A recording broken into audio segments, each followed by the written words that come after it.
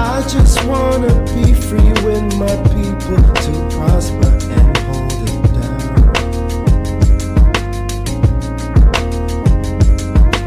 Don't you sit and wait, contemplating on a revolution. The time is now. I just wanna be free. I just wanna be free. I just wanna be free. I just wanna be free. Can't you see? I just wanna be free.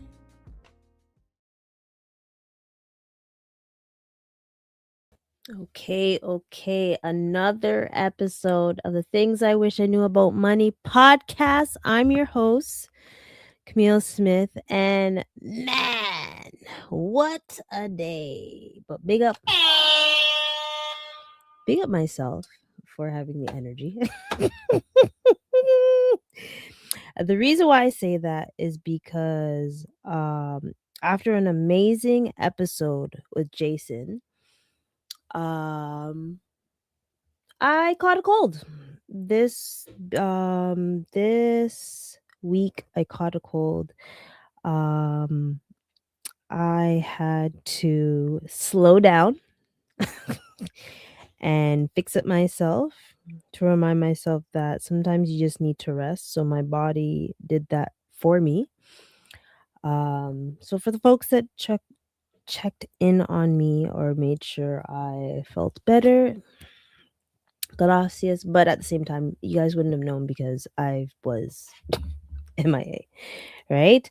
However, oh man, okay. Trying to get this vertical thing right. However, man, what a day. It's still a couple weeks until the tax season is done. I promised myself not to rant on about tax season, so I wanted to do something totally different and all that good stuff. And I also wanted to give a shout out again to Black Moms Connection. Black Mom Connection, you guys made me choke up. I don't normally choke up when I'm on the webinars and stuff, but I actually took a moment and I was like, oh my gosh, I'm really touched. So I just want to big up Black Moms Connection, all the women that were there to support and all that good stuff. You ladies are superhuman, super women, superhuman, all that good stuff. And yeah, this today I wanted to keep it short, keep it sweet, because I am tired and I'm surprised that I still have a voice because it was like a 4-hour thing. I have my matcha latte with espresso shot so I can push through. Today's day doesn't end here. I actually have a workshop tomorrow, so it's just been busy. But it's a blessing. It's a blessing. As much as I'm exhausted and stuff, I am not taking this for granted because that means it's a blessing. And I also want to, there's a couple other folks I want to give a shout out again to Buy Blacks. Oh man, okay, boom. I keep forgetting to show you guys that I was the People's Choice Award for accounting. I'm at the toot my own horn, and I'm just seeing things fruition into greatness. And not only that is there's so many things coming into play, and I don't know how I have the time and the energy, but I make it happen. And I'm just really excited of what's in store for you guys. And it's kind of in store for like taxes and kind of in store for my personal finance. So I'm excited. And I still want to continue what was going on last week. I think with the discussion with Jason, that was really excellent. Was I was able to bring that mindset and speak to it with the ladies today. And I wanted to kind of keep going on with, like, it is financial literacy month for the folks in the States. So I wanted to find something that would relate to everyone and also Canadians. So bear with me. However, let's get one thing straight. um it is not too late to buy me a coffee. I am continuously going to mention it because a sister needs coffee during this time, right? So, ooh, can I find it? Hold on. Eek. Give me a second, y'all. Give me a second. I will be there. Darn it. I thought, oh, there it is. Boom. It's never too late to get me a coffee because, us accountants, bookkeepers, tax specialists and all, we are not okay. And I'm saying it because I'm being for real. Okay. But I do want this episode to be easy peasy and to be consistent with what's going on with the financial world. And like I said, I told myself I wouldn't rant, I wouldn't complain. I just want to provide information for you ladies and gentlemen.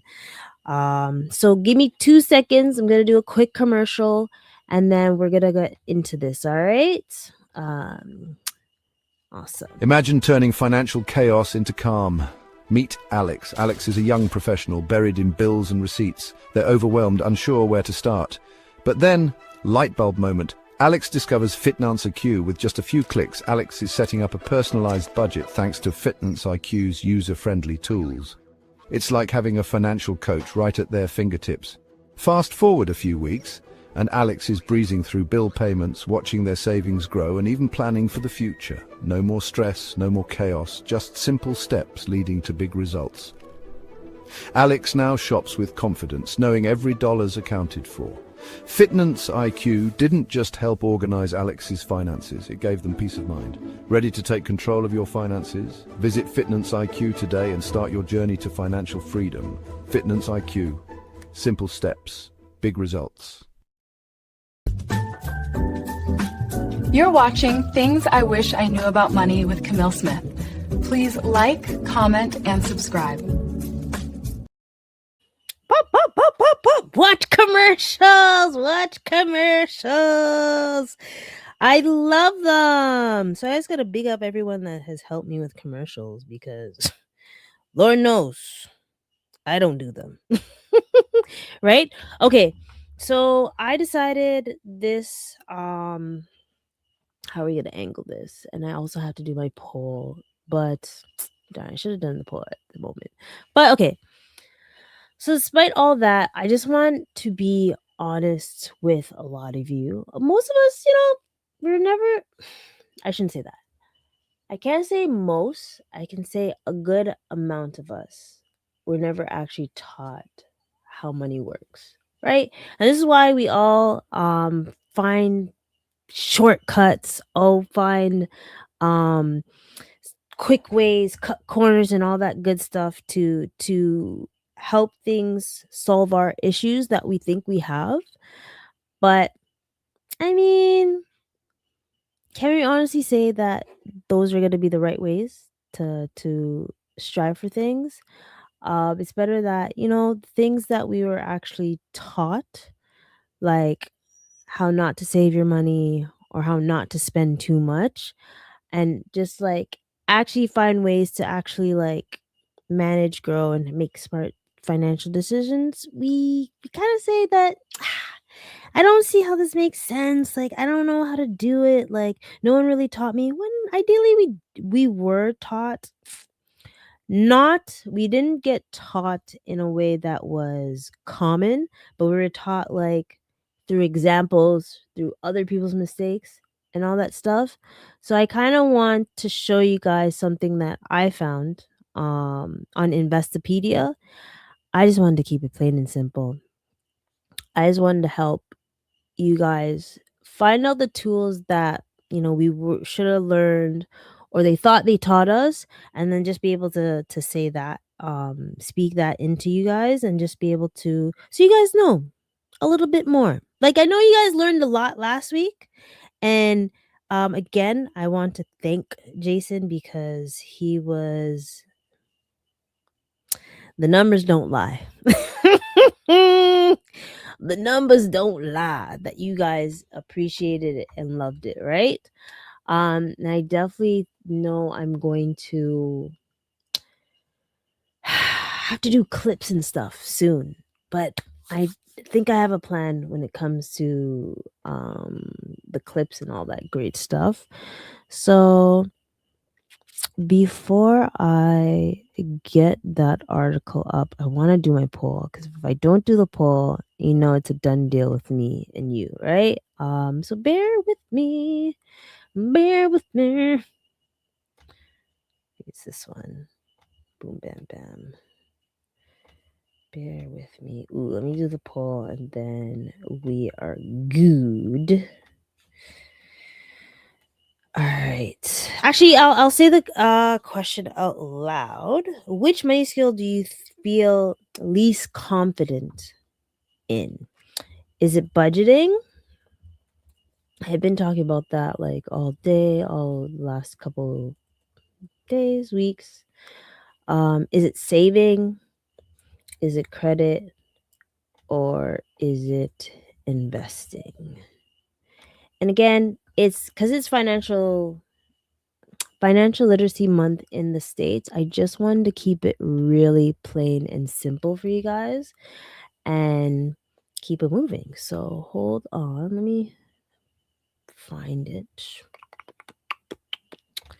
Oh, where are you? Gosh, let me share it.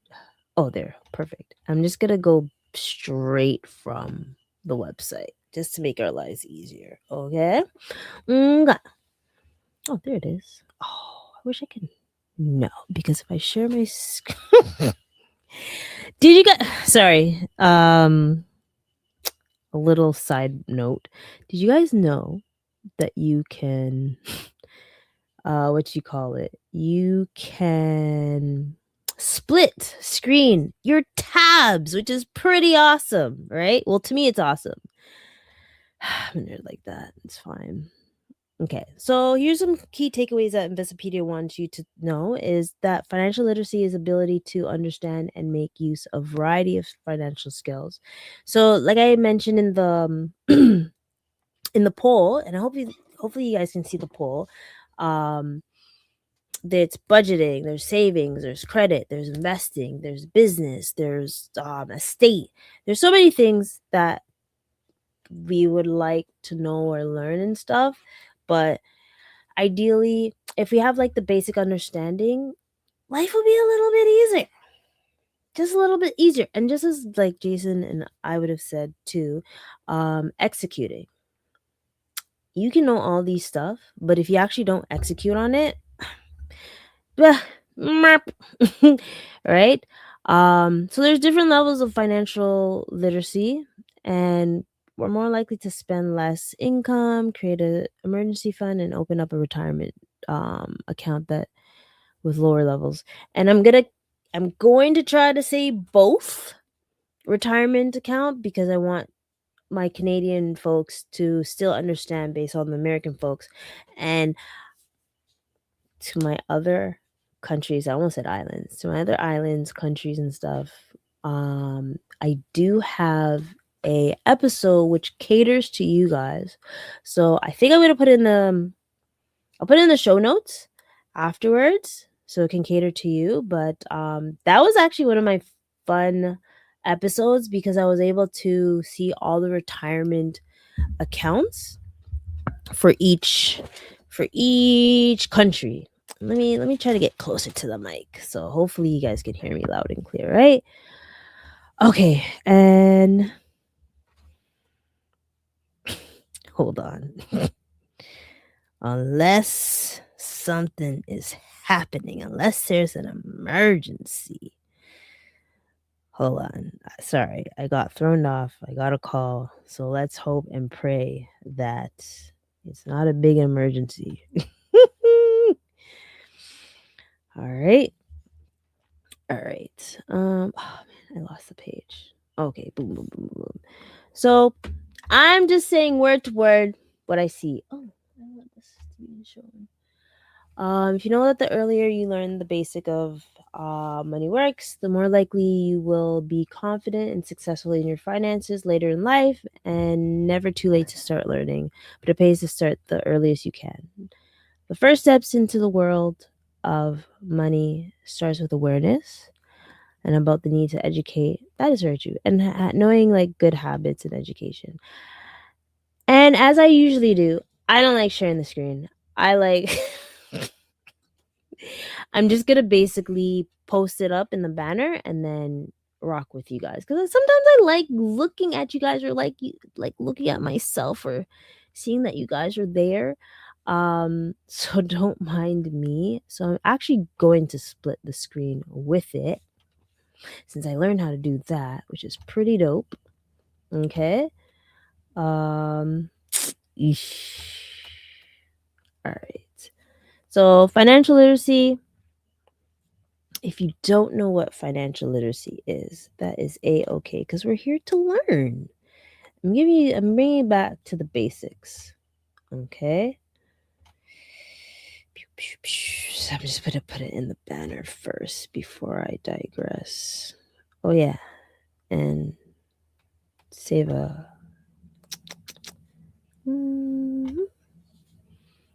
I know there's a couple that have everything I need. Ooh, perfect. Okay. Oh, I don't know if I want to get rid of those, but later in life we will regret that, but it's okay. So what is financial literacy? Basically, like I mentioned earlier, financial literacy is ability to understand and make use of a variety of financial skills. So whether it's personal finance, management, budgeting, and investing, those are just, 3 factors that come into play. And then you are able to learn. Sorry, I forgot. The mic is here.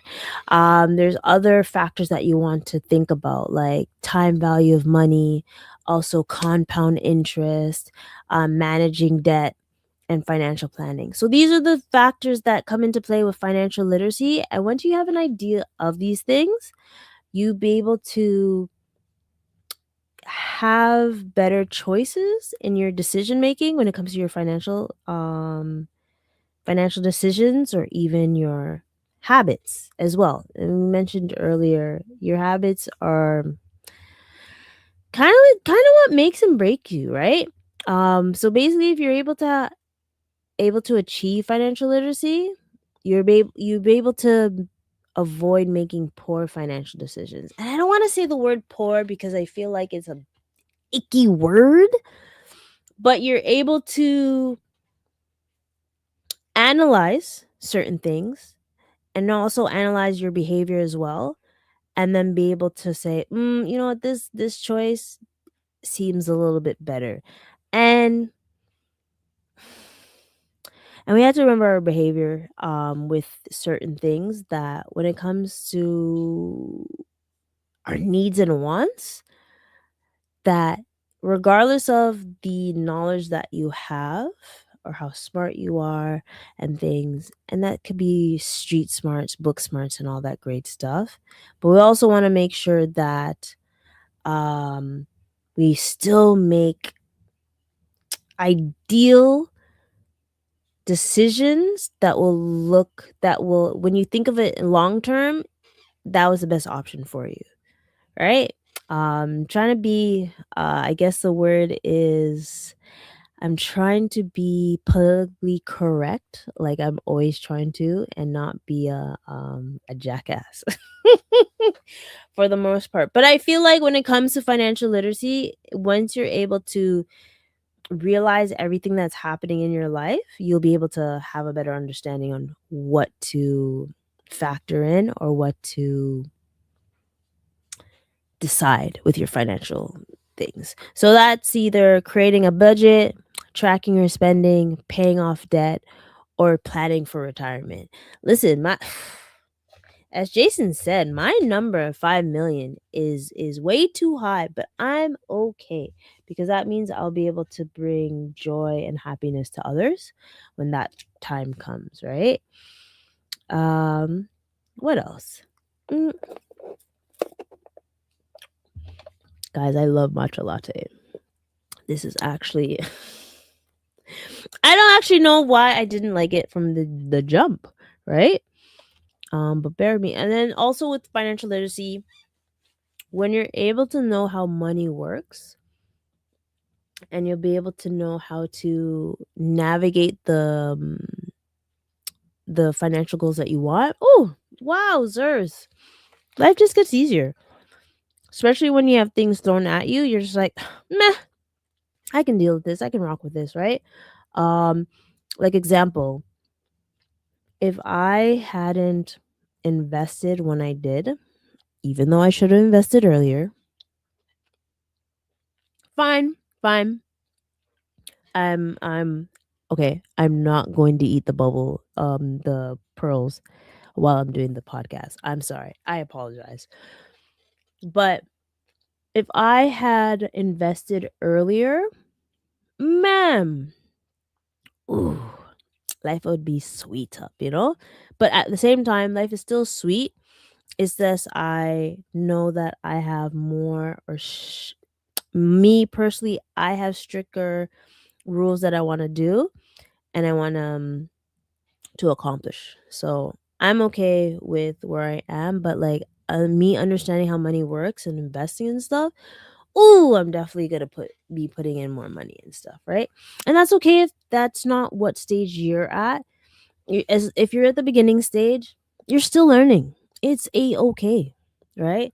It's just my expectations for myself would be different from you. But like again, like when we sit down and talk and you want to talk about your financial literacy or how you want to learn some more, I can totally rock with you guys and ladies or gentlemen and be able to sit down where you're at the moment and then have a plan for you. Because at the same time, when I'm listening to your story and dealing with your circumstances, it's going to be totally different from mine. And I'm not going to like push.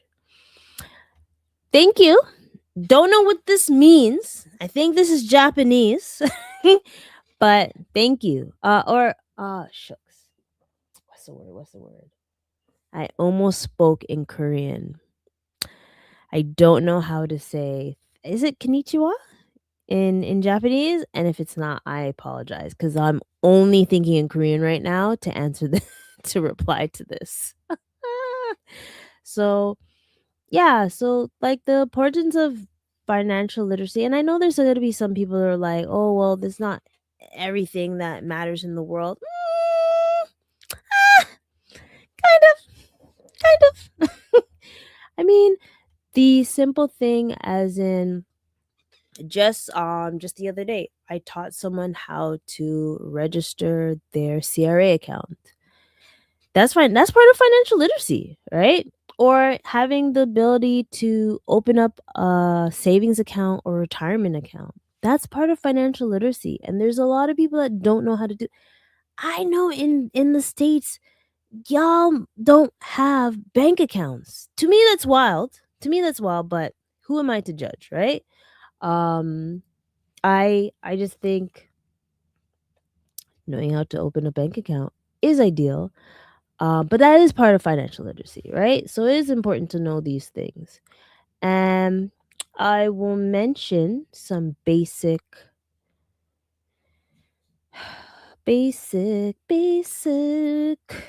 finance, um, golly, personal finance basics.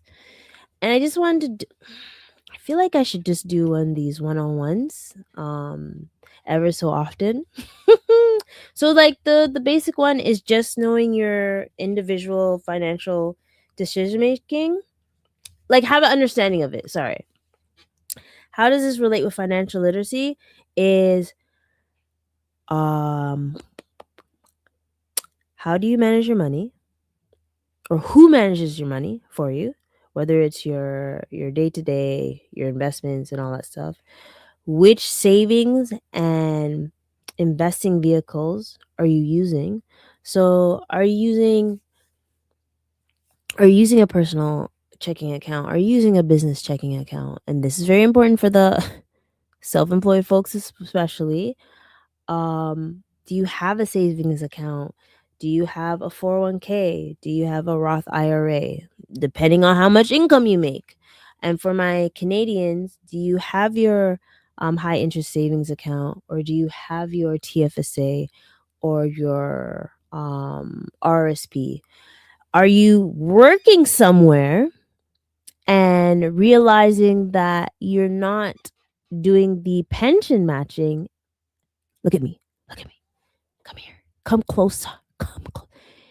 If your employer has a registered pension plan, join it. Join it, please.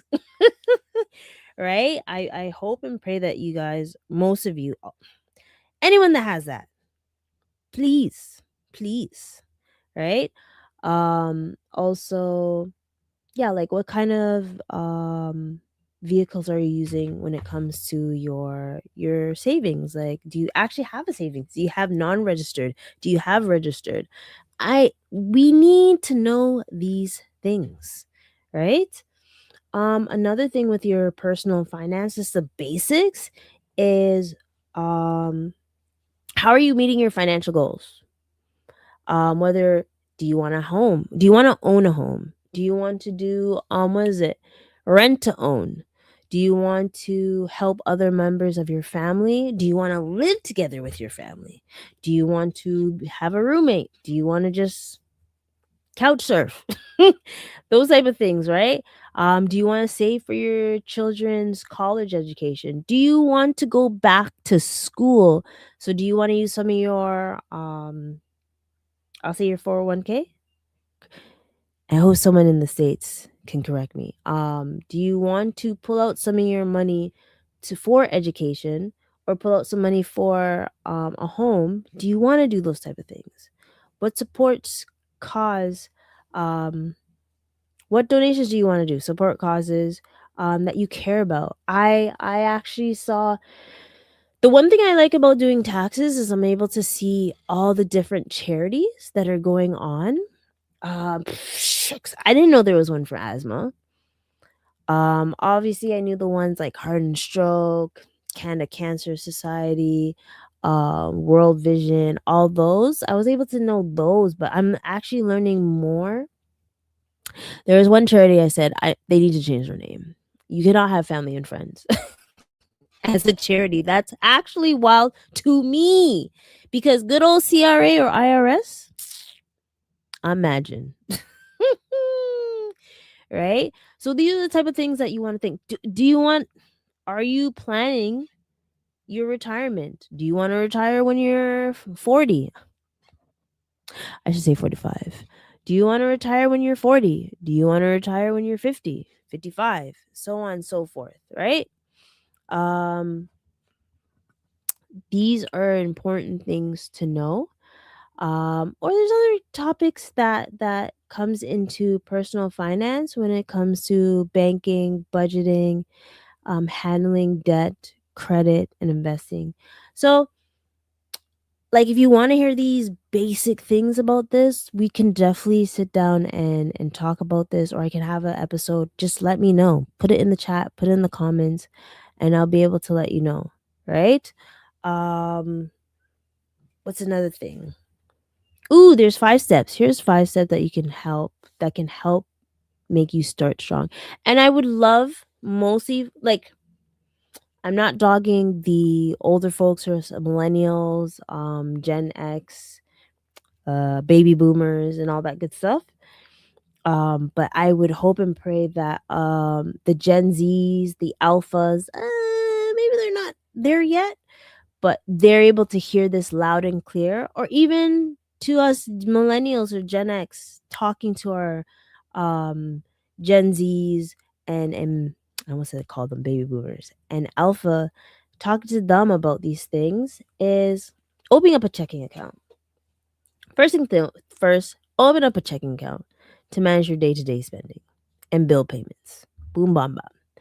And then set up a direct deposit for your income, flowing in, not mostly flowing out. Starting an emergency fund. Like I said, I always strive to first have increments, like have a goal of like 500 to 1,000, and then work your way up to 3 to 6 months expenses, maybe even 6 to 9, because the world is wild. I'll say it that much, right? Also double check your credit. Your credit's important to know. Your credit's important to know. And it sucks that not that it sucks that it's important to know, but like again, I always remembered back in the day where my parents would, like, when they came to from Jamaica to here, and I remember, like, you'd see or you hear like other family members, they would be going back to Jamaica or back home, wherever you are from, and they'd just be building their house from the bottom up, each and every time, not using credit or anything, just saving and putting that together. I wish it was back to them days where we didn't have to resort or depend so much on credit. But as long as you're using credit to leverage yourself more so than being a consumer, then we're okay, right? So just double check your credit or look at your bank statements or credit statements, because these mofos love to direct us in the wrong way or take money when they think we're not listening or not listening, reading, right? So double check that. And like I mentioned before, contribute to your 401k up to the employer match or our RPP for us Canadians. Do not leave that money on the table. Don't leave it. And this is a different one. I can't speak for the Americans, but the RESP for the kids, for their schooling, 2,500 a year into their RESP, 20% more goes into that because of the government. That's free money. If y'all don't like free money, I don't know what to tell you. Golly Bob. And then another thing, and this is introduction to bank accounts. Ooh, I have done this episode. Obviously I haven't done it for good old Americanos, but I will just try to keep it as simple as possible. Bank account is typically the first financial account that you'll open. Bank accounts can hold and build the money you will need for a major purchase and life events. Boom, bam, bam. I'm still surprised that there's many that don't have bank accounts, because I remember working somewhere where they were like, "Yeah, I don't have a bank account. I just cash my check at a payday loan." And I'm like, "What?" And it just, I don't know, it always shocked me. So to my American folks, please enlighten me. Why is that most of you guys don't have bank accounts, right? um Whoa, well, 6% of households in the States still don't have one, right? um why is it so important? Oh yeah, assets held in a bank are harder to steal and in state. I mean, kind of, sort of. I know there's like grand theft robberies happening, but obviously you're insured and stuff. Like, well, at least here, your 100,000 of your money is insured. So if anything was to happen, oh yeah, see, the states have the same thing. The states have the same thing. So having a bank account, you'll be able to use like a debit or credit card. You can use payment apps like Vimo, PayPal. You guys, what? You have Cash App. Yeah. Another one is Cash App, Zelle, however you want to say it. Right? And then you're able to write checks I know the old school folks like to do that.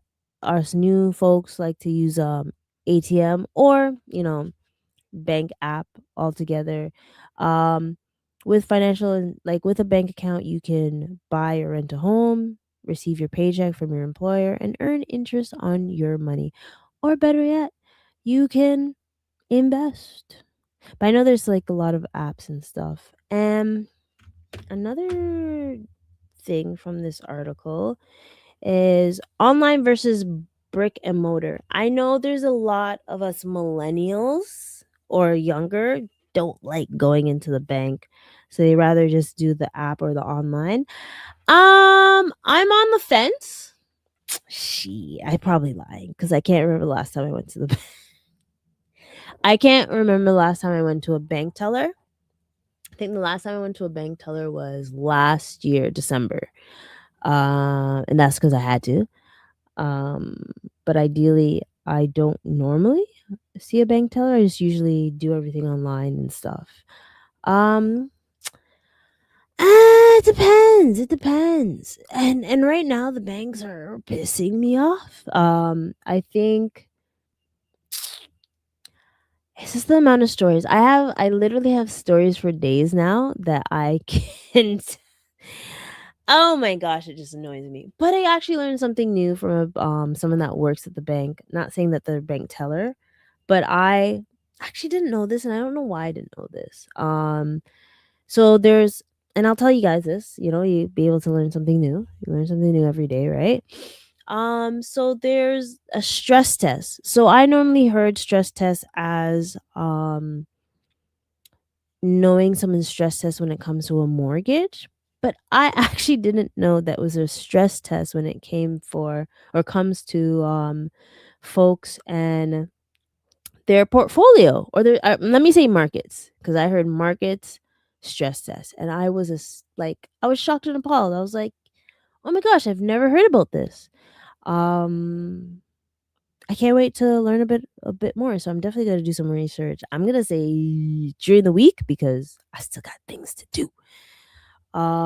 So yeah, when it comes to online or brick and mortars, there's usually the retail banks, the most common ones, where it's a regular bank or credit union.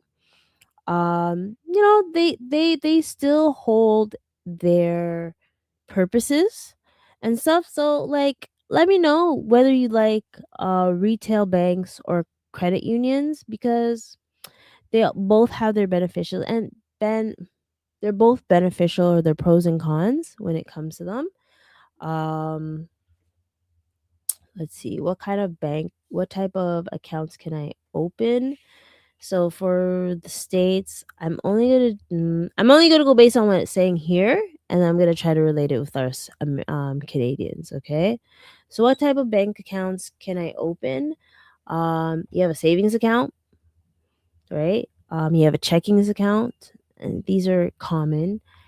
And you have a high yield savings account that you can open, and those are. Should I slow down? Should I mention it? Okay. Okay. Yeah. Okay. Like, a regular savings account, you can have short-term needs.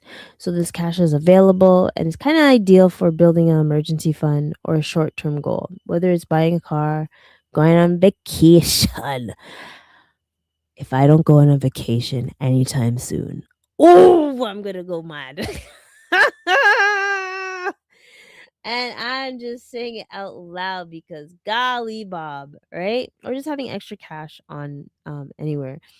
A checking account's purpose is like day-to-day expenses, um whether it's paying your bills and all that stuff. And it is a liquid type of account, so that money should be available at all times, and you're able to write checks and everything off of that or eat. I I need to. This is the question I need to ask for my Americanos. Why do you guys not have e-transfers yet? Hmm. Tell me, why don't you guys have e-transfers? Like it's. I know you guys have um Cash App and stuff. Yo, fam, get e-transfers finally. Golly. Or I guess there's PayPal. And this this is me talking like it's kind of trickier or harder for me to have a American client if we can't e-transfer. The only option is PayPal. And PayPal does a fee. So, or people like outside of the North America.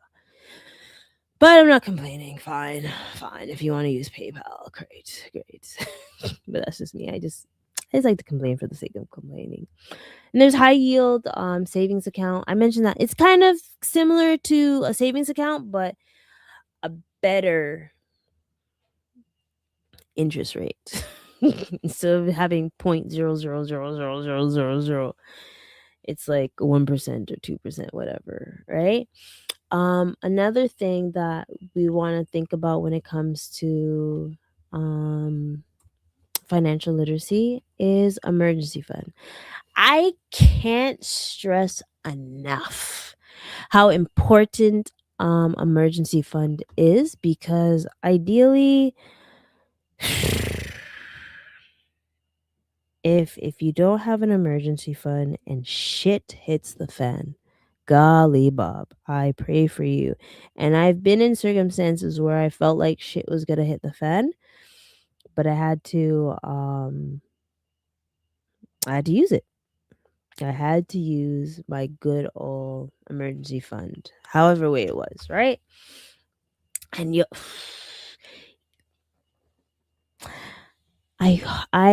I can't express how scary it is for Americans when it comes to medical bills. That is like one of the reasons why you guys go bankrupt. I can't explain how scary that is. Like, thank God being here. Thank heavens, like honestly, because I just life is lifing enough. Golly, at least, sorry. I'm just thinking out loud, but it's very important to have an emergency fund, right? And I know some people are like, well, my emergency fund, I don't want to use my emergency fund. I'd rather use a credit card. You know what? Who am I to debate about that? I just know which one has interest and which one doesn't add interest, right? So if you want to use it, but it's up to you. But ideally, emergency funds is essentially for financial hardships, so job loss, medical bills, car repayment. And trust me, I've had many car repairs and stuff, right? So I would say separate this from your other savings, for your emergency fund, because you don't want to also, like, there is a time where you can have them fluid in with each other, but you don't want to get confused with what the purpose is for that emergency funds or savings and stuff, right? Introduction to credit cards. Okay, I did say it was gonna be I lied. I don't know how to be quick. Slow burner, slow and steady wins the race. With credit cards, um, how to explain a credit card ideally? This is just money that is not yours, basically, that you're gonna either leverage or you're going to spend on certain things, right? Um, you're borrowing money from a credit card user and you're gonna pay it back over time. It's the same concept as a loan. Like whether you have student loan, OSAP, car loan, it's the same concept, right? With the credit card. And each and every month that you actually don't pay the money back in full, you'll be charged an interest on your remaining balance. And golly, I was gonna say something wild. When it comes to interest on your credit card, it's the wildest interest rate. Um, mm, Other than payday loan, credit card loan is or credit cards are interest is wild. So beware. And what's the difference between a credit and debit card? Only is the debit card takes money directly out of your checkings account and you can't borrow the money. from your debit card, while the credit card you're allowed to borrow money and you do not pull cash out from your bank account. But essentially, if you do not fulfill paying back this, you're gonna be owing back interest. And let me tell you this. Q3, so 2025, third quarter, Americans owed 1.23 trillion in credit card debt. Golly. Shit. Let me see what the same concept is with Canadians. Let me see. Compare. Oh man, I want it from Google. Compared to 1.23 trillion. Wait. Compared to Americans owing 1.23 trillion. Yikes, I can't spell it.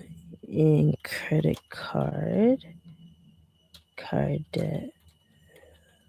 What is it for Canadians?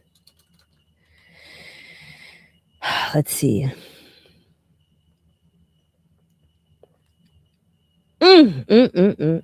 Oh, okay, so we're not that bad, but we're not that great. While Americans owe over 1.23 trillion in total credit card debt, total outstanding credit card debt in Canada reaches approximately 124 billion.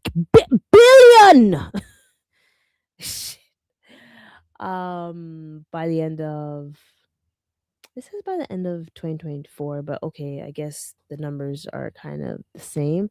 That's yikes. Oh my god. Wow. The average credit card balance for Canadian consumers was $4,600 dollars in the early 2026. Shit. Okay, so it's saying 2.6 trillion in fourth quarter of, and this is including mortgages. That doesn't count.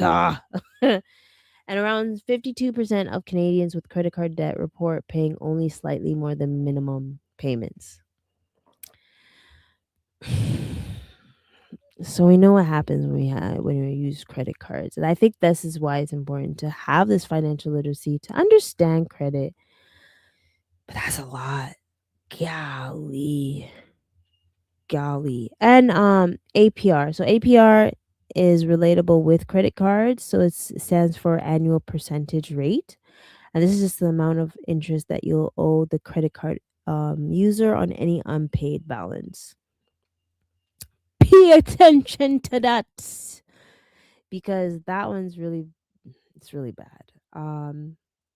And you're more likely, so a credit card, if you have bad debt or if you don't have any credit, you're most likely going to have a secured credit card or a subprime credit card. So it is important to be wary about your credit. And when you have some fair to good credit scores, you're able to use like different types of things. So like travel reward cards, those are goody gumdrops. Balance transfer cards, we're able to transfer the balance and then try to pay it off. The deal is, I feel like the deal is, if you have the discipline to pay it off, that's the reason why you're doing the balance transfer, and you're going to pay that off all at once, right? Or the low or no APR cards, those are highly unlikely unless you're really good with your thing. Hold on, who's this? Comments, greetings, big up. I almost said your real name. Frequency event promotions. Big up yourself, sir. Big up yourself. Hopefully to see you tomorrow. You know why. I am tired but swell. Thank you for asking. Hopefully I'll be able to see you. I'm excited for what I'm getting tomorrow. But yeah. So I think, sorry, why did I do it like that? Guys, don't mind me. Okay, so then the important one. So we talked about credit, we talked about bank accounts. So now it's kind of important to, have an understanding of your budget. And also, before you do leave, please, there's a poll. So look at the poll, select the poll. I don't know if it's for both, because remember, guys, if you're seeing me two different ways, it's okay. So some of you guys see me close up, some of you guys see me a little bit far away. I have the vertical and landscape going on at the same time. So I try to rock with both of them. We see how it goes as it goes. Right? And how to create a budget. Yay! Thank you. Have a good evening. See you tomorrow. So, how to create a budget. It's man, I don't know if I like this budget that everyone always strives for, right? Like spending 50% of your needs, 20% on savings, and 30% on wants. Why can't we do the other way around? As in 50% on needs, of course, obviously, 20% on wants, and then 30% on savings. Because I think at the end of the day, the more we save, the more we can cherish our life in the future, right? That's just my opinion. As Jason said before, let it work with how it works for you. And I agree with that. I definitely agree with that. I just find that some people are considering, I feel like some people's wants are hindering them overall. And I'll just say, look at the retired folks going back to work and see if that's what they did, right? That's always something that I look at to see whether is it worth doing 30% wants and 20% savings, when at the end of the day now you're doing something that you don't really want to do. If it's something, a hobby that you love to do, by all means, cool. I'll rock with it. I love it. I love it for you. But that's just my stance. And I was supposed to sing a 50 Cent song, but I don't like 50 Cent, so I'm a digress. So, as I was mentioning today, because I was talking about budgeting, how to create a budget, money coming in, list all the sources of money that you have. There are different types of income streams. I would hope that many of us are striving to have more than one income stream, because guess what, once you only have one and you get mashed up, you're effed. But when you have like two or three income streams, you're a little bit better. And I'll try to remember them. So there's employment, right? Or business. I think they're the same, because you're using your time for money, right? There is selling items. There is through investments, where it comes to capital gains or dividends. Mwah! I love dividends income. I love it. I love it. I love it. I love it. Listen, yesterday, mind you, I have to buff up my investments again, but it just brings me joy when I get an email and it says, hey Cam, obviously it's Kamille, but hey Cam, here's your new deposit summary. Here is some new dividends or cash deposits to one of more of your accounts. Oh, ooh, wee. So I definitely looking at these and know that I have to fill into these. Oof. Pour into these more. I think this year I'm going to not only enjoy life, since I'm going into a new chapter. And when I say chapter, milestone, I feel like I need to come correct in things in my come correct way, right? Oh my gosh, sorry, almost up.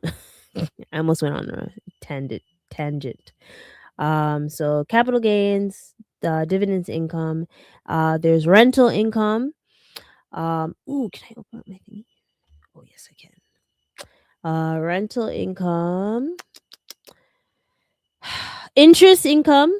I almost forgot it. And then like money from the government is let me tell you this. I think have I talked about the alimony yet? You know what? No. I can't talk about it yet because I kind of want to find a solution. I don't think there is a big solution, but oh my gosh.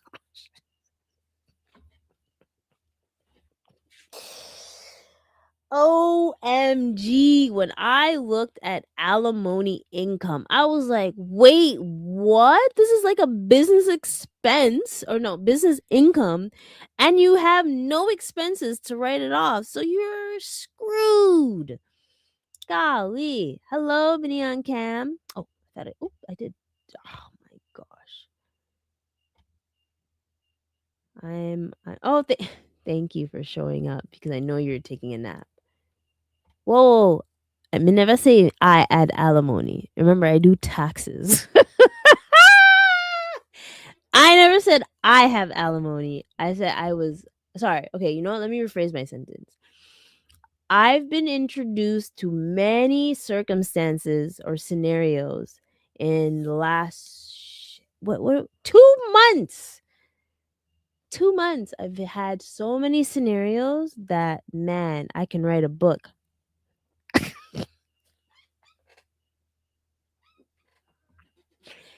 I'm a dork. However, yes, I've dealt with so many scenarios and stuff. I literally see like 10 to 20 people a day. It's bonkers. Um but yeah, just knowing that. Sorry, I almost went on a rampage again. Jeez. Yes. Yeah, I like the different scenarios. It's just some of them. Ladies and gentlemen, if you only knew how Monday was for me. Oh. And you know what? I think when it comes to me is my patience. I'm actually my patience needs to be studied. Straight up. My patience needs to be studied because the more aggravated I get, the more patient I have to be. So I'm like, oh shit. Okay. Patience, right? So I'm big up myself for being so patient because y'all don't even know. But you know, these type of income streams that I'm mentioning affects your taxes as well. So it's kind of ideal that I know these type of things because I always factor it in no matter what, right? I said government and government benefits as well because they're taxable income. Many didn't know that. But I love to educate, right? So these are the type of income because I was talking about balance a budget. There's another one. I feel like there's another one I'm missing. Eek. Nope, I think I have them all. I said job, business, interest, selling, capital gains, dividends income, rental income. Ooh, and I guess royalties. And it's so funny. Someone mentioned something about royalties and they named it so incorrect that it actually bothered me. I'm not gonna mention it because it was quite silly, but child support is not tax ooh sorry child support is not tax deductible or not taxable income. So like whoever gets the child support, so whoever receives the child support, nothing happens to them. Whoever gives the child support, nothing happens for them either. It's just CRA being false. It's when the alimony comes into play. That's when CRA treats it like tax deductible or taxable income. I see Max wants to talk. Ooh, Minnie and Cam, I think we need to do an episode like this. Whether I come onto your show or you come onto my show about wait, whoa, wait. ODSP sees child support as income. Really? Oh, I'm gonna message me offline. We have to have a discussion about this because that's really interesting. What? I have some words about ODSP, but I digress. I'm not chat about it right now. But okay, so when it comes to creating a budget, so your income. So I told you different type of streams of income, and then being able to know the expenses. Obviously, well, not obvious. Sorry. For the folks that have a business, some of these expenses are very critical to know or critical to have or critical to prove when you have it, because then it's going to be tax deductible when it comes to a business, right? But other expenses, like if you're doing your personal budget, knowing your expenses is really important because you're able to know what your fixed expenses are. So basically every month you know this amount is going to be that. Boom, boom, boom, no matter what, right? So I call that like your mortgage, your rent, your phone bill, unless you run it up if you're roaming and stuff, or you have your variable costs where it just fluctuates like a roller coaster, and ideally that's sorry, my dog. That's essentially like gas. The way gas is going up and down, golly. So you don't know when that's gonna be, what amount's gonna be, right? Then we have discretionary spending, like non-essential spending, or just things that you like, whether it's restaurants, Uber Eats, Instacart, and all that stuff. And just thinking about your needs and wants when it comes to that, or vices. Um, what is this? Yes, you're on my neck. Yay! Bloop, bloop, bloop, bloop, bloop, bloop, bloop, bloop. Brr, brr, brr, brr. Oh, then you gotta message me about that if that's the case. I mean, I'll have the energy. It's just you gotta tell me in advance, right? Ooh, something just happened. Hmm. What just happened? What just happened? The fuck?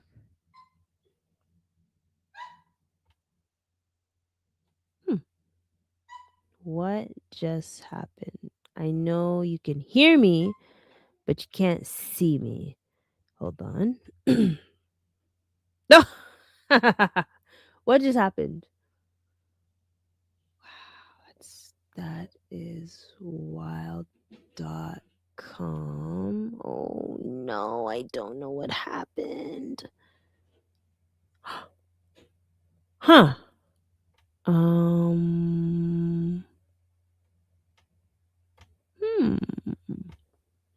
Not sure what happened. Oh, you guys can't see me, can you?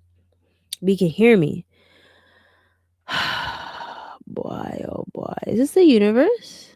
Man, the universe is doing some wild things, eh? Ooh. Ooh. Okay. I feel like, oh, it's already in the, okay. IT. Me not know what's happening. So, this is bothering me because I know you guys can't see me, but all right, bet. So, hold on. What is going on here? We're having technical difficulties. Hold on. Let me do a commercial break. Your money story begins with your mindset. Each day, choose words that empower you. I attract wealth with confidence and clarity. I manage my finances with wisdom. I deserve abundance in every area of life. With every affirmation, you shift closer to the future you desire. Financial affirmation cards. Shift your money mindset today.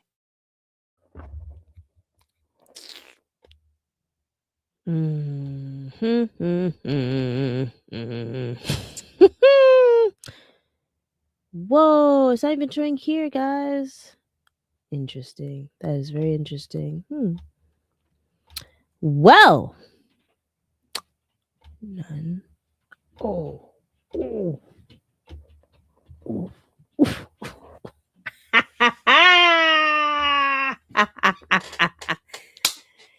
Oh, how the universe. It's okay. It's okay. It is what it is. And we're back. What was I saying?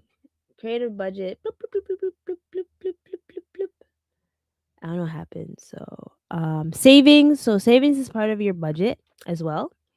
Because ideally savings is going to be technically an expense in your savings, in your budget. Okay? So be mindful about that.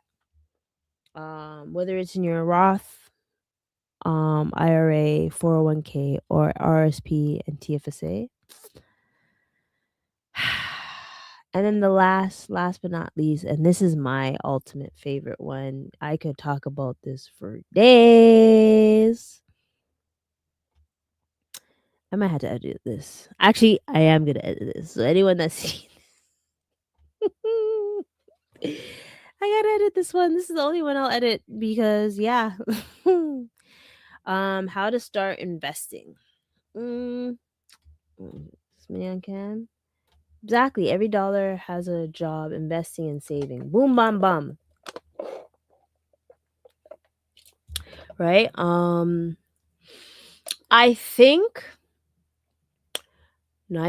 I know it is easier now than before to invest than ever. I remember the days when I was reading the newspaper, looking at I'm like, dang, so how am I supposed to know how much to buy this for if like the next day I see the newspaper, it's gonna be a different price. Listen, now we can look from the 9:30. My phone is just showing like all the things. Like I can go on Yahoo Finance, I can go on Google Finance, I can go on Trading View. I can go on all these things to take a look at investing, right? And yes, I understand the more you indulge in this, the more overwhelming it gets. But you'll start off slow. I literally start off slow, but at the same time, this was something that interested me a lot. And it's actually wild to me how I was able to remember that I really liked this stuff, even like high school and university, right?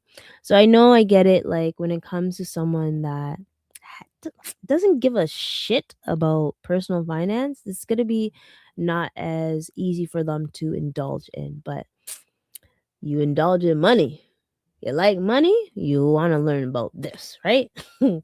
So let's just say the stock market, it's whether it's the S&P 500, the Toronto Exchange, the language. You be swearing? Is that what you're saying? Language? Minion can stop this because NASDAQ and all that good stuff. Those stock exchange, or even if you want to talk about like Japanese stock exchange, Korean stock exchange, big up my Korean people. Should I invest in y'all before or London? All these things, all these countries have their own stock exchange. It's just that we talk about the States the most. And man, I want to live somewhere else because eventually I'd want to live somewhere else. In which time zone would I want to be in, and would I suffer more if I was in that time zone when the S&P and NASDAQ opens? I feel like the only great place ideally would be like Thailand. Like it's the same thing. Yep, I got India in my mutual fund. Oh, I heard about India. We gotta talk. I'm going to ask you some questions after, so be prepared for a message. But sorry, as I digress. How to start investing? If you don't know anything about investing, I would say the easiest one to be able to learn is an ETF or a mutual fund. If you want to say mutual fund, fine. I personally think a mutual fund is equivalent to an ETF. It's just newer school, and you're paying less fees, right? So I'm all team ETF, right? An ETF is exchange traded funds, okay? Or and then there's more elite, then there's stocks, and there's corporate bonds, and there's derivatives, there's commodities and currencies and bonds. I don't want you to look at that shite until you're able to understand ETFs and a little bit of stocks. I did not jump from ETFs straight to future trading. I did not. I had to learn little by little about those things. But again, these are the things that interest me a lot. So the minute I hear trading and stuff, I perk up and I get excited, right? So I don't want that to happen to you. I want you to learn the basics. So we were talking about the basics before anything, right? So, and just I think the best thing to do when it comes to learning about investing is what is inside your household that you've purchased in the last 3 months that you can Google and search for their stock on Google Finance or Yahoo Finance. That's your first bet. Research or read some things or watch some shows. Like, I mean, you're already here. You might as well just watch a couple more episodes, right? Also, yes, it's like mini on cam. It didn't click. I do ETFs and mutual funds. I dollar cost average and check on it every 6 months to a year. Make sure it's doing its job. Exactly. Sometimes you gotta get out of my portfolio. You're whack. But if it's too whack, just wait for a little bit. You know, it's like a toxic relationship. You have to wait a little bit before you can like get rid of it, right? Because I should have a funny episode like that to relate. Oh, how do I invest? So you can buy stocks. You need to use a broker. This is oh yes, a broker, or you can use a digital platform. I know in the States they have so many. Shucks, I almost Webull, Robinhood, Fidelity. What else? Vanguard. Those are a couple that I can remember from the States. And then in us Canadians, we can. I'll just first go with what I like. Questrade, TD, RBC, Wealthsimple, Interactive Brokers. I think Interactive Brokers is for Americanos as well. That's for the big league folks. That I can, jump in, and I practically can. It's just I gotta control my my greed. So I've been chilling. What else? I think there's another one, but I can't remember from Canadian stand up. Can't remember at the moment. Or you get a full service broker, RBC, and them type of things. Those are the people that manage your investments and provide advice for a fee. I feel like that's essential for folks that don't have time to worry about it. However, if you do have a full service broker, please just double check what they're doing throughout the year. My gosh, the amount of I almost went on a rant because I had to deal with 100 T5008 slips, and that is basically me looking at each and every slip that your broker did like transactions. So that's like security trends. I hope you buck your toe on the wall for the ones that did 100 transactions for individuals and their fees were skyrocket. Buck your pinky toe on the edge of a wall. Okay? Sorry. Sometimes I rant. And then you have online discount brokers, or you also have robo advisors, or do it yourself. Sometimes it's good to do a little bit of both, so you at least know why they're doing this and things. Ooh, and the last, I promise this is the last part. I kind of dabbled in this already after I went on a. If you know me, I go for rants. This is the safe place other than friends where I can actually rant on and bitch and complain. If I can't do it on my platform, where else can I do it? Okay. What should I invest in? I kind of dabbled into this, but I'll do it really quick. First things first, there's no right answer for everyone. Everyone's situation is going to be different. It depends on your goals. It depends how much you're willing to risk, and it depends on how quick you need the money, or how not quick you need the money, sorry.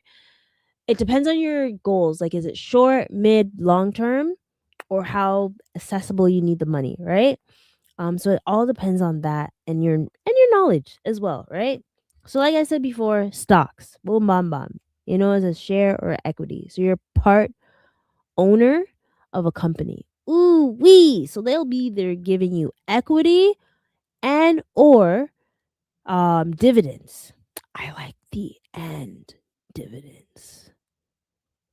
You want more money from the company you invested in, and you actually have a chance to vote.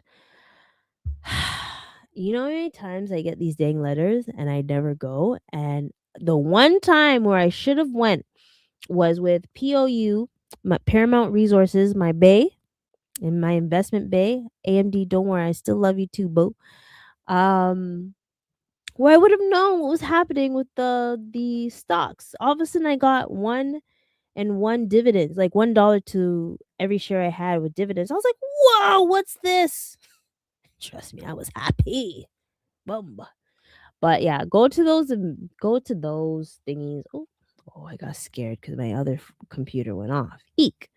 Um, Price of the stock fluctuates throughout the day and week, month, year. We all see that. If instead of getting scared about what happened in that day, I want you to zoom out to from a day to 5 days to a month to a year, 5 years, so on, so forth. All you'll understand what projection that stock is gonna go. So if you see it going like the S&P 500, rock with it. Just do the dollar cost average, like Minnie on Cam was mentioning. Just keep adding to it. Trust me, I wish I did with POU. I was scared a little bit when I was like, oh my god, it's going up, oh, it's going down. I'll just keep it. Just do dollar cost average. You'll thank me later. And especially for the folks that are Gen X, Gen Zs or Alpha, you will thank me later when you listen to me. As someone going into their new chapter. Trust me. Start now. The fuck? Start now. Sorry. I'm sorry.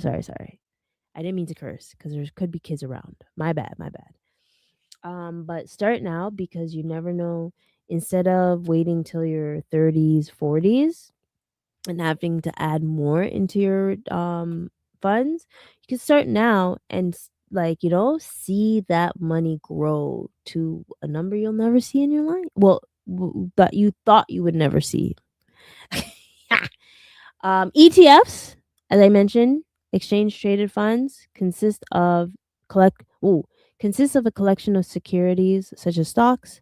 It tracks like the index, mutual funds, type of investment consisting of portfolio of stocks, bonds, or other securities. Mutual funds give small or individual investors access to diversified, professionally managed portfolios at a low price, not lower than ETFs. Let's not get it twisted, but I'm not going to butcher it anymore. Bonds are issued by companies, states, governments. I can't say that word. To finance projects and operations. So an investor buys a bond, they're effectively lending their money to their bond user, which they're promised a repayment plus interest. Interest. This is where the bond coupon rate. That was something I learned in Fin 300 or Fin. Was it 400? I wonder if it's that for every university and stuff. But I digress. And that's actually like a fixed income instrument. And another fixed income instrument is preferred shares. I feel like that's treated like a dividend stock. It's not showing it here per se, but it is another type of fixed income. And that's something I learned like 2-3 years ago about preferred shares. And I was like, dang, I should just get this. And it's kind of, I'll say it like this, and I'm not explaining it correctly, but just hear me out. Preferred share is similar to a share that's actually a higher amount, but the preferred share is a percentage of that amount, and you get dividends. I like it. Once I realize what a preferred share and how it's beneficial, sign me up. Sign me up. Are banks safe? In the States, the Federal Deposit Insurance Corporation at least holds up to 250,000. That's more than here. Ours is 100,000. What the heck? Is it safe to invest in the stock market? There's a risk. There's a risk. I'm doing it short form. There's a risk, like anything. Depending on which stock you get, you can lose it all. Enron. Oh, I met someone that big up him because I actually love hearing stories. I like hearing stories from folks, right? And he said that he got out of it just before, not because of inside trading, not because of inside trading. It just so happened that he was like, I'm out. I don't know about this company, and got out just before the crash. Whoo-wee. Bless his heart. And I guess the safest investments, so they're saying the safest investments is US Treasury securities, including bonds, bills, and notes. And they're backed up by the US government. Of course, it would be safe because they want more money from us. So the same concept would be Canadiana. So yeah, bottom line, navigate. I'm chatting too much. My voice is going to be gone just now, and I need it to be here for tomorrow because I have another thing. So navigating the world of personal finance can be complex. It can be. I understand. Remember, this is 9 years of me being in the game, and I'm still learning things overall. But the point of this episode, this podcast, and everything is I'm trying to make it fun for you guys to learn this stuff, right? And if you find it fun, cool. If you don't, cool too. But eventually, you'll call me, right? I just want you guys to know different types of aspects of personal finance because it is complex because there's different layers. But if you're able to have a little bit knowledge of it, you'll be able to make better decisions. And I find big up in Investopedia because I like Investopedia and all that good stuff. Let me see if I can split this without a problem. Right, I like Investopedia. Even though it's American based, I still get to learn stuff, and I strive to teach you guys too.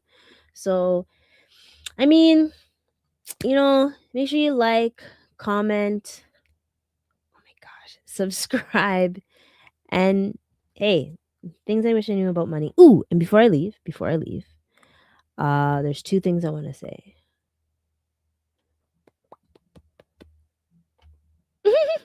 Buy me a coffee, but on the reels. other than buy me coffee, contact me at info@FitnanceIQ or book an appointment with me, whether it's you want to help with having a better understanding on certain things that we spoke about today. Also, guys, y'all ain't serious. No one is chatting about this. I told you I won an iPad and I'm selling it. An iPad. So holler at me. You can even holler at that to get this iPad. I'm selling it. I'm not giving it away. And the only reason why I'm not using it, if you guys know, I'm anti Apple. The only apple I love is the fruit there. Speaking of fruits, these AI fruits going on Instagram, wild. But let me not go off track. But again, I'm literally giving you guys this knowledge or expressing it, sharing it with you guys because I want you guys to learn. I want you guys in 5 years down the road when we're getting into 2030 at least. That's like I know it's less than 5 years. We're able to know a little thing or two because we're not spring chickens, right? We're not spring chickens. So for this not so spring chickens, continue to learn, holler at me. I'll be able to help you, guide you, help you become financially fit. What is this? We could talk about that. Selling. Old bird. Don't call me no bird. I'm joking. Let me shut up. Anyways, guys, make sure you like, comment, tell a friend to tell a friend. If you haven't got your taxes done yet, holler at me. I do have it's in the show notes. Click the questionnaire. I promise it's only 2 to 4 minutes, depending on how you do it. Okay? So much love. I appreciate y'all. Make sure you do the poll. And till next time, I got something in store for y'all. I'm really excited. All right. Peace and love. Much love.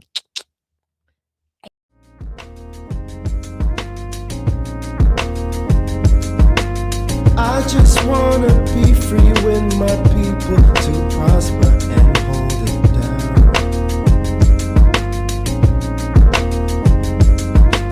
Don't you sit and wait, contemplating on a revolution. The time is now. I just wanna be free. I just wanna be free. I just wanna be free.